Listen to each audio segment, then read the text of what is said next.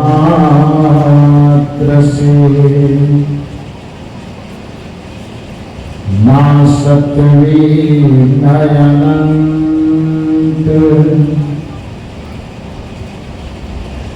ताते सर्वारंभ में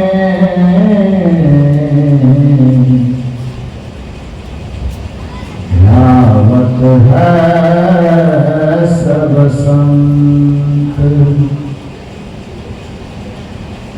गुरु हरा गोविंद से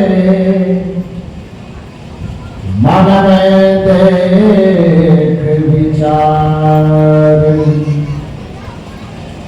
हरि सिर जय तो बार बार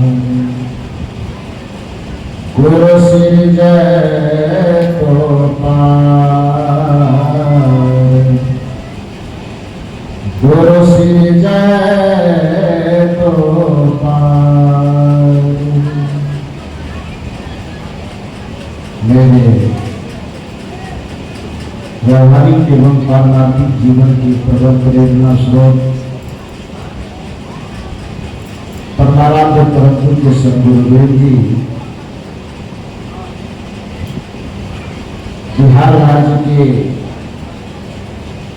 पावन धरा पर स्थित खगड़िया जिला के अंतर्गत सद्गुरु कबीर महामंडलेश्वर मठ बन्नी के प्रांगण में आयोजित सद्गुरु कबीर साहब की 627वीं जयंती के पावन उपलक्ष्य में इस पवित्र मंच पर विराजमान इस आश्रम के वर्तमान आचार्य परम पूज्य महामंडलेश्वर गुरुदेव श्री रघुनंदन गोस्वामी साहब जी सद्गुरु कबीर आश्रम सावानी की कुशल संरक्षण और साथ ही हमारे जीवन के व्यवहारिक पक्ष की प्रबल प्रेरणा स्रोत परम आदरणीय डॉक्टर प्रोफेसर कुलदीप बाबू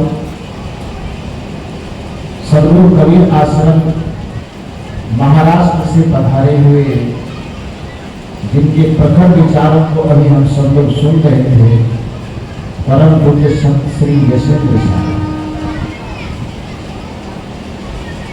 एवं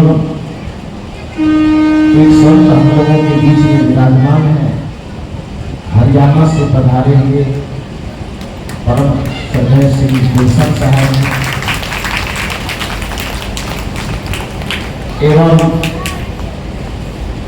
अन्य जगहों से पधारे हुए पूज्य संत गुरुजन इस पवित्र स्थल पर विराजमान अध्यात्म प्रेमी सज्जनों तथा देवी इस मंच के माध्यम से अभी तक में हम लोग स्तुति प्रार्थना के उपरांत सद्गुरु कबीर की दर्शनों का संकलन जिसे हम बीजक के नाम से जानते हैं उसका पाठ श्रवण की पश्चात विभिन्न विचारकों के विचार को श्रवण किए और अभी हम लोग श्री यशेंद्र साहब जी से बड़ी सुंदर सुंदर बात सुनते हैं जिसमें स्वाभाविक बात है कि आज सद्गुरु कबीर साहब की जयंती है। मुख्य रूप से कबीर साहब के जीवन और दर्शन से संबंधित बातें भी होनी चाहिए। वो भी सद्गुरु कबीर साहब के विभिन्न संतोषों में दो संदेश को प्रमुख रूप से हमारे साहब जी ने भी आपको सुनाया है। कबीर साहब इस संसार में मानव धर्म की स्थापना करना चाहते थे। जीवन भर उन्होंने मानव की श्रेष्ठता की वकालत लोगों के बीच और मानव की श्रेष्ठता के साथ साथ मानवीय समानता की भी बात उन्होंने। मनुष्य में भेद भरी निगाह से देखने की जो कुप्रवृत्ति थी, उस कुप्रवृत्ति के खिलाफ में सदगुरु कबीर साहब का आंदोलन था। कबीर साहब स्त्री और पुरुष में भी भेद नहीं देखना चाहते। कुछ लोग कहते हैं कि कबीर साहब नारी निंदक है, नारी को कामिनी कर करके ठगनी कर करके पुकारा है। उस संदर्भ विशेष के कारण ऐसा कहा गया है, लेकिन जहां पर समान दृष्टि से देखने की बात है तो कबीर साहब कहते हैं, जेते औरत मर्द बाने सो सब रूप तुम्हारा, कबीर पोंगरा अलह राम का सुगुरु पीर हमारा। साहब जहां वैराग्य के संदर्भ में स्त्री के लिए पुरुष को माया कहते हैं, तो पुरुष के लिए स्त्री को माया कहते हैं। इस संबंध एक जगह मुझसे चर्चा हुई विश्वविद्यालय में। पीएचडी के क्रम में जब वहां के विद्वान प्रोफेसर लोगों से मिलने की जरूरत हुई, बातचीत हुई, उस बातचीत के दरमियान में एक आदरणीय प्रोफेसर साहब ने कहा कि कबीर साहब के चिंतन दर्शन में सारी बात तो ठीक है, उनकी किसी बात की कोई काटता नहीं है, लेकिन आज स्त्री दिवस के दौर में कबीर साहब के भी चिंतन का मूल्यांकन होता है, तो वहां कबीर साहब स्त्री के प्रति न्याय है। यह बात सुन करके मुझे थोड़ी सी हंसी आई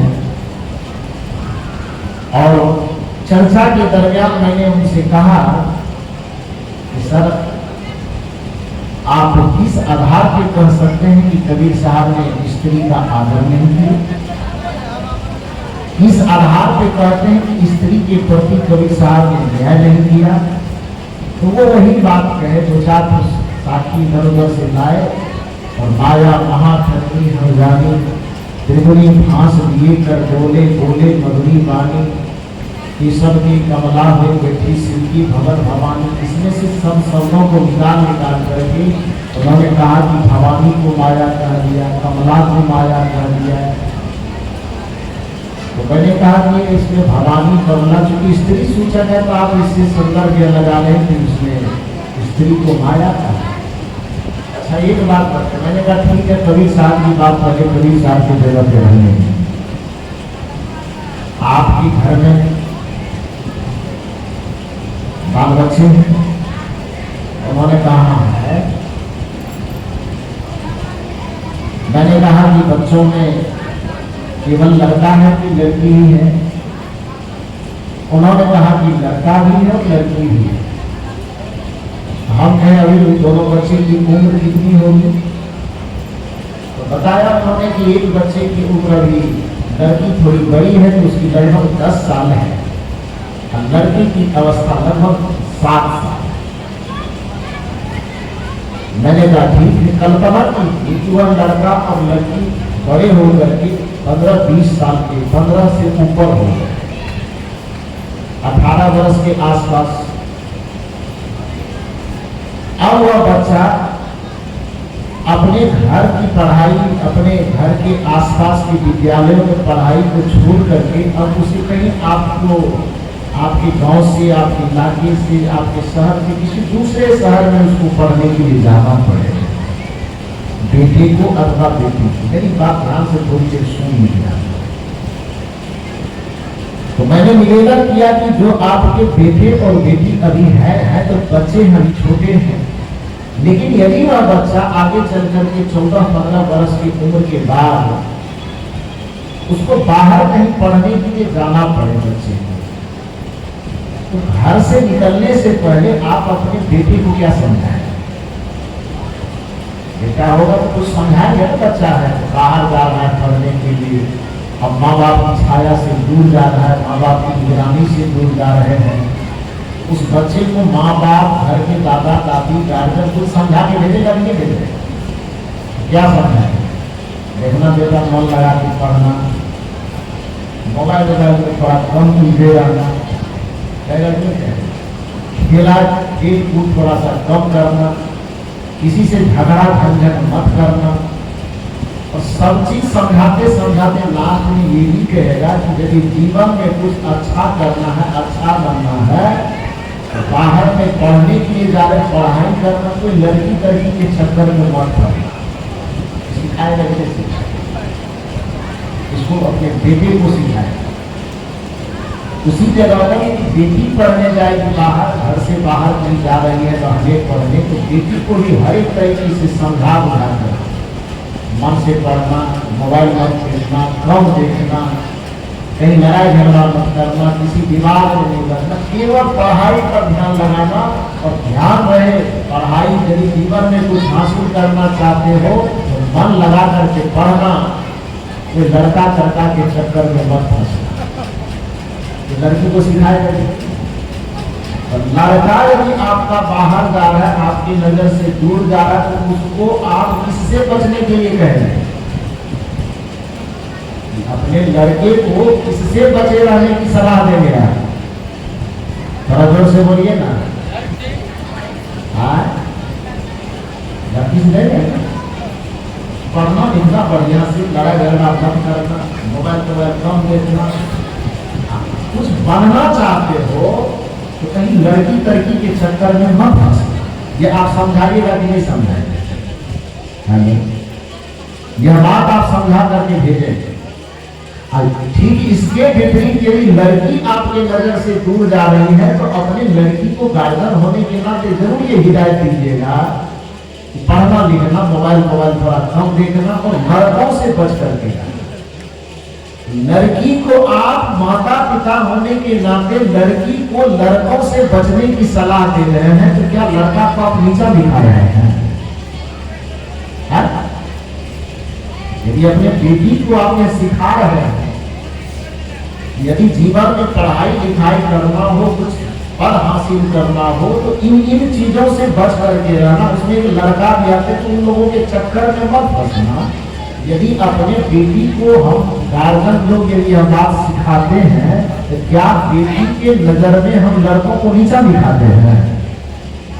ये नीचा दिखाना होगा कि उसको एक तरीके से समझाना होगा कि तुम्हारे भविष्य के बारे में, तुम जिस पढ़ाई को करना चाहते हो, जिस पथ में तुम आगे बढ़ना चाहती हो, उस मार्ग में वह एक अवरोधक है। वो तुम्हारे मन को भटकाने वाला हो सकता है, तुम्हारी चेतना को विचलित करने वाला हो सकता है। इसलिए बेटी उससे बच करके रहना। ये सलाह देना लड़के की निंदा करना नहीं है। और यदि यही बात लड़के को अपने माँ बाप समझा रहे हो कि पढ़ना लिखना, मोबाइल थोड़ा कम देखना, और ध्यान रहे किसी लड़की के चक्कर ऊपर में मत फंसना, तो लड़की के चक्कर में न फंसने की सलाह यदि माँ बाप अपने लड़के को दे रहे हो, तो क्या वो लड़की की निंदा करना हो गया? कि बच्चे को समझाना हुआ ना। इसमें ना तो लड़का का अपमान है ना लड़की का अपमान है। न यहाँ लड़के को नीचा दिखाया जा रहा है ना लड़की को नीचा दिखाया जा रहा है। ठीक उसी प्रकार से जब एक सामान्य माता पिता जो व्यवहारिक जगत में व्यवहारिक शिक्षा में व्यक्ति को उन्नतशील देखना चाहता है, तो वह माता पिता यदि बच्चे को, लड़के को समझा सकता है कि किसी लड़की के चक्कर में मत फंसना है। यदि कोई माता पिता अपने लड़की को सिखा सकती है कि किसी लड़के के चक्कर में मत फंसना, ये न तो लड़की का अपमान है न लड़के का अपमान है, बल्कि एक सजगता है, एक सावधानी है। अपनी चेतना को एकाग्र रखने के लिए, अपने लक्ष्य की प्राप्ति के लिए एक दूसरे से बच करके चलना ही पड़ेगा, एक दूसरे से सावधान होकर के चलना ही पड़ेगा। यदि यह शिक्षा एक माता पिता अपने बच्चे को दे सकते हैं, तो क्या गुरुदेव कबीर साहब के सामने में जब साधक के रूप में पुरुष उसके सामने आते होंगे और साधिका के रूप में स्त्री उसके सामने आती होगी, तो उस साधक को समझाने के लिए ज्ञान के पथ में, वैराग्य के पथ में, ध्यान के पथ में, साधना के पथ में यदि प्रगति करना चाहते हो, तो स्त्री तुम्हारे लिए माया है, वो तुम्हारे लिए भटकाने वाली है, इसलिए उससे बच करके रहना। ये सलाह नारी का निंदा है, ये सलाह देना नारी का निंदा हो गया। यदि ये सलाह देना, यदि कबीर साहब ये सलाह दे रहे हैं कि साधना के मार्ग में चलने वालों, भक्ति के मार्ग में चलने वालों, साधना के मार्ग में चलने वाले अपने आप को स्त्री के संसर्ग से बचा करके रखना, क्योंकि वह तुम्हारे चित्त को भटकाने का कारण हो सकता है। कि किसी भी दृष्टिकोण से नारी का अपमान नहीं करना हुआ, बल्कि पुरुष को अपने चित्त भटकाने के कारण से बचने का एक प्रकार का सलाह हुआ। इसलिए कबीर साहब को नारी निंदक नहीं कहना चाहिए, वो नारी का निंदक नहीं। ठीक यही बात है कि कोई स्त्री साधिका किसी जाकर के कबीर साहब से प्रश्न करेंगे, हे गुरुदेव, मैं भक्ति के क्षेत्र में चलना चाहती हूँ, मैं साधना संयम के क्षेत्र में चलना चाहती, आगे बढ़ना चाहती हूँ, मैं सील और सदाचार का पालन करना चाहती हूँ, तो कबीर साहब उस स्त्री से कहेंगे कि तुम्हारे लिए पुरुष माया है, तुम उससे बच करके रहना। ये पुरुष का अपमान कहाँ से हो? वस्तुतः यहाँ पुरुष और स्त्री के अपमान का या किसी को नीचा दिखाने का, किसी को जलील करने का यहाँ उद्देश्य नहीं है। कबीर जैसे महामानव भला किसी को जलील कैसे कर सकते हैं? कबीर जैसे महामानव जो सबको, बटे हुए लोगों को एक समानता के धरातल पर लाना चाहता है, जो ऊंच और नीच के हिस्से में बटे हुए लोगों को एक मनुष्यता के धरातल पर खड़ा करना चाहता है, क्या वही कबीर साहब स्त्री और पुरुष में छोटे और बड़े का मूल्यांकन करेंगे? इतनी सी बात समझ में नहीं आती। दूसरी बात, दूसरा संदर्भ आप यह समझने की कोशिश कीजिए कि किसी जगह पर आपको लगता भी है कि कबीर साहब ने स्त्री को माया कहा, ठगनी कहा, कामनी कहा, तो एक बात मैं आपसे कहता हूं, ये बात आदरणीय प्रोफेसर साहब से मेरी हो रही है। मैंने कहा सर एक बात बताइए, एक डॉक्टर साहब के पास एक डायबिटीज का पेशेंट गया है। डायबिटीज समझते हैं हिंदी में जिसको चीनी बीमारी कहते हैं, उसी का अंग्रेजी नाम है डायबिटीज। तो एक डायबिटीज का पेशेंट डॉक्टर साहब के यहाँ गया। डॉक्टर साहब देख रहे हैं उसका सब सारा जांच पड़ताल कर लेने के बाद पता चला कि डायबिटीज हो गया है। संजोग ऐसा है कि डॉक्टर साहब के टेबल पर 2-4 किलो रसगुल्ला रखा हुआ है। इलाज करते करते उसके बाद रोगी की नजर पड़ गई रसगुल्ला के ठेले पर। तो रोगी पूछता है कि डॉक्टर साहब कमर में तो खाए में ठीक है कि रसगुल्ला कहीं कहीं चल सकता है, नहीं चल सकता है। डायबिटीज का लेवल चूंकि उसका इतना बढ़ा हुआ है कि डॉक्टर साहब कह रहे थे कि डायबिटीज आपकी आखिरी स्टेज पर पहुंची हुई है। रसगुल्ला खाने की तो बात छोड़िए, रसगुल्ला की तरफ देखना भी पाप है। देखिएगा तो भी कहर चढ़ जाएगा। आप रसगुल्ला को रसगुल्ला मत मानिए, आपके लिए वो रसगुल्ला जहर है। डॉक्टर साहब ने किसे कहा? डायबिटीज के रोगी को कहा कि आप रसगुल्ला का नाम भी मत लीजिए, देखने और खाने की बात को छोड़ दीजिए। रोगी ने कहा क्यों डॉक्टर साहब? डॉक्टर साहब ने कहा रसगुल्ला आपके लिए जहर है, जहर के समान है, रसगुल्ला का नाम भी चर्चा भी मत कीजिए। सवाल आपसे यह है कि क्या डॉक्टर साहब ने उस रसगुल्ला को जहर साबित कर दिया? डॉक्टर साहब के यह कथन के अनुसार कि रसगुल्ला जहर के समान है, तो क्या सचमुच में रसगुल्ला जहर है? तब फिर रसगुल्ला जहर कहा क्यों? और यदि कहा तो क्या गलत कहा? रसगुल्ला जहर नहीं है, लेकिन उस डायबिटीज के पेशेंट डायबिटीज के रोगी के लिए रसगुल्ला क्या है? डॉक्टर यहां गलत नहीं बोला। डॉक्टर रसगुल्ला को जहर भी नहीं कह रहे हैं और डॉक्टर रसगुल्ला को जहर भी कह रहे हैं। जहर नहीं भी है और जहर है ही। जहर नहीं कब है? जब कोई स्वस्थ चित्त का आदमी हो तो उसके लिए रसगुल्ला कोई जहर नहीं है, उसके लिए तो रसगुल्ला एक मिठाई है। छत करके कोई खाता है और मस्ती लेता है चटकाना में।